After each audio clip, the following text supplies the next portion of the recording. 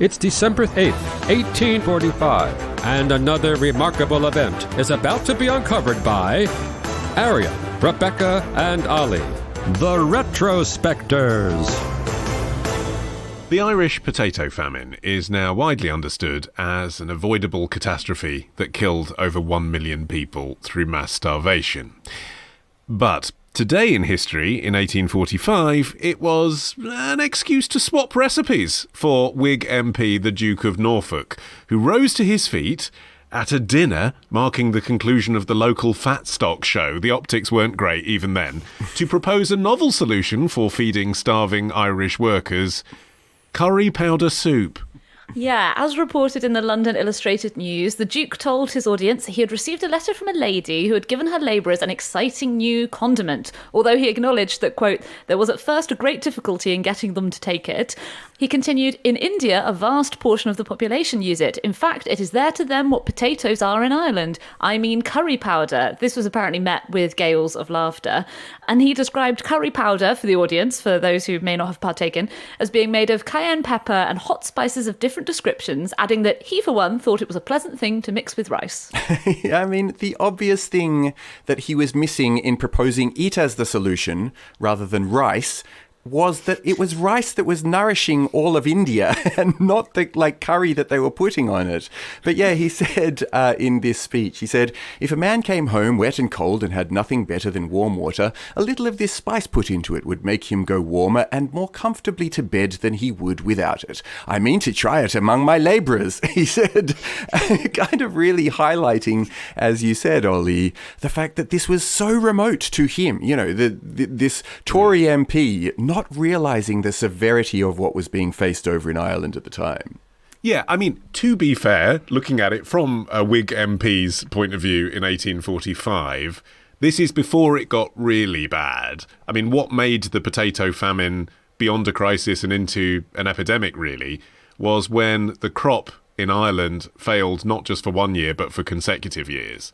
But at least in 1845, even though it was obvious to anyone who was paying attention that famine in Ireland was imminent, I suppose you hadn't actually seen that happen yet. And so, you know, he thought he was digging in with something that he'd learned. You know, he heard laughter in the room and continued defensively. I may be ridiculed hereafter for what I say, but as I said before, I don't care what is said so long as I make the poor comfortable. Yeah, I mean, he was obviously extremely out of touch. And it's easy to assume that this was the act of an Anglican aristocrat with little concern for Irish farmers. But what makes it slightly more complicated is that the Duke of Norfolk was a Catholic himself. Yeah. And it appears that he was sincere in his desire to alleviate the suffering of the poor in Ireland. But he was just wildly ignorant, you know, and grossly misinformed about the nutritional powers of curry powder, which the Spectator later pointed out. They said that his suggestion for the starving Irish was, quote, entirely overlooking the rice, noting that this compound of white ginger, coriander seed and cayenne pepper must sorely try the naked surface of human stomach. Yeah, the Times predicted that the Duke would go down to posterity with a pinch of curry powder in his hand. The Examiner said sarcastically that pepper could be a good substitute because there is the idea of luxury in the name curry, they said, which might startle many frugal minds. There was another amusing bit in the Spectator's comment on the piece, which was that the editor said, in the name of charity, my Lord Duke, give the poor devils brandy. You know, they was already anticipating how badly this would go down in Ireland and how this very much was not the balm for their woes. Yeah, but that satire and what the Duke said was, as you say, ill-informed and foolish and naive, but it wasn't cruel. What's interesting about this example is that, yeah, he never lived this down. I mean, for years afterwards, politicians canvassing in election meetings or debating corn law reform had their speeches interrupted by shouts of curry powder. But he wasn't trying to be mean-spirited, but other people in the landed gentry in England absolutely were. I mean, here's the Duke of Cambridge in January 1846, quote, rotten potatoes and seaweed, or even grass properly mixed, afforded a very wholesome and nutritious food. All knew that Irishmen could live upon anything, and there was plenty of grass in the field, though the potato crop should fail. I mean, that is seeing the people of Ireland who the Duke was talking about as sort of a subhuman species, really, which is not what he was doing.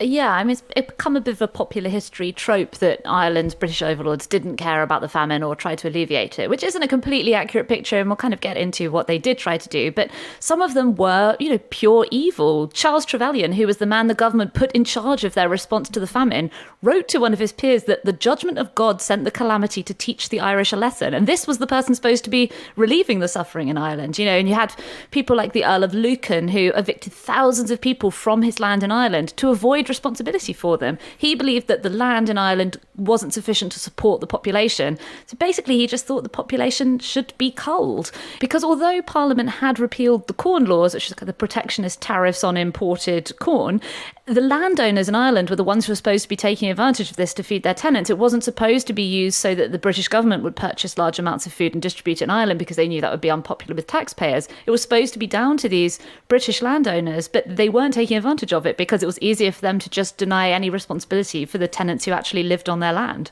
At first, British Prime Minister Robert Peel dismissed the reports of the potato crop failure, but he quickly got wise to what was going on, and he did eventually accept the grim reality of the potential for famine. But his response to repeal taxes on grain imports to lower the price of bread just really misunderstood the fact that those at risk of starvation in Ireland really couldn't afford bread at any price. And simultaneously, they had these massive works projects that were put in place to try to put people who were otherwise meant to be working on fields to work on these big infrastructure projects, and ended up with these sort of roads to nowhere. And simultaneously, Britain continued to export food from Ireland, despite the fact that people in Ireland were actually beginning to starve to death themselves. Yeah, half the Irish population, 4 million people, depended on potatoes as their main food. They had a little fish or milk as their only other food source.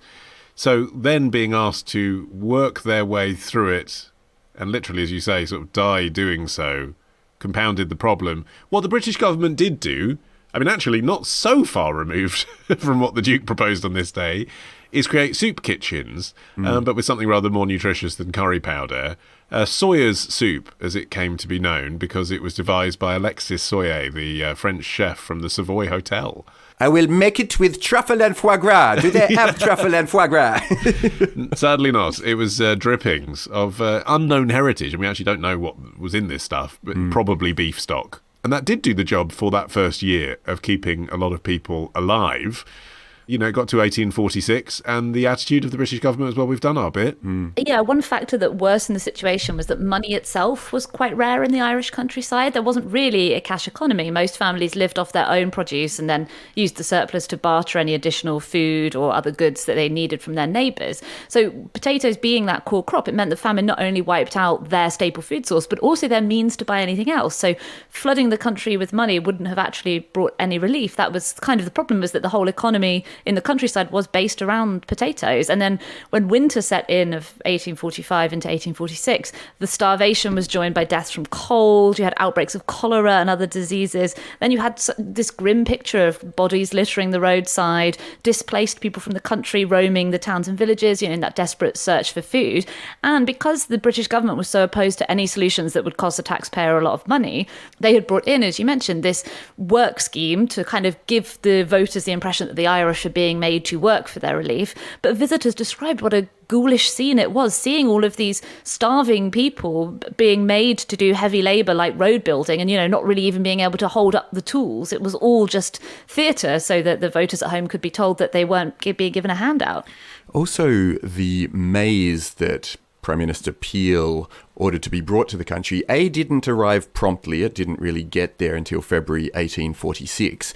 But also, the maize came with these very tough kernels that needed to be really laboriously ground down in mills before distribution, and also required a really lengthy cooking process to make them edible. And because of this and their yellow colour, locals named it Peel's Brimstone. And so bread prices stayed high. People were getting more and more malnourished. I mean, people use emotional words now like genocide to describe the British attitude to lack of organised assistance.